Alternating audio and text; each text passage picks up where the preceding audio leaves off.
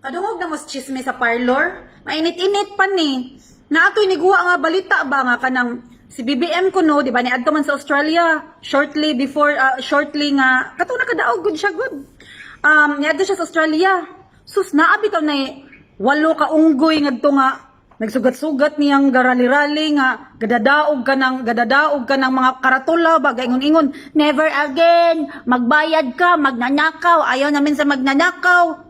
Walo ka buok, 8 ka buok, nagpakauwaw lang adto. Yapinay siya nga, hindi ka welcome dito sa Australia. Aba, mga tunta, inyo ng Australia? Sustaon sad ninyo nakatunob lang kay mo dira, mura nag-inyuha na mga lumad mo diha nga.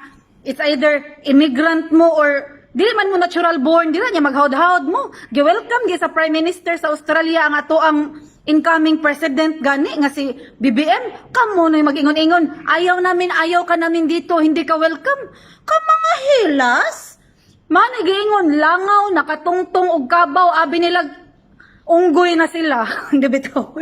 Hilas ron kaning mga aliwasa. Nagpakauaw lang jud mo. Ang uban gani nga kuan gay nasod gani ni congratulate na.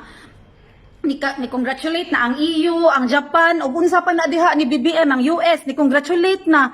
Kita noon nga Pilipino patang dagko, kita na nooy mo kanang mura bitaw magpakauaw sa atong lahi, nagpakauaw gyud mo dira sa Australia, nabalita pa sa local news sa Australia.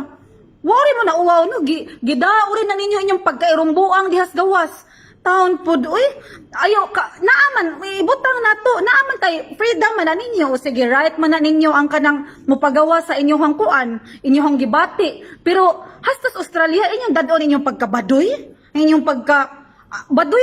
badoy ra kayo ang style. Pinaingon anak, mausab sigurong ita mo kabuok kay walay mo kuyog ninyo, kay nauwaw sa inyong gibuhat.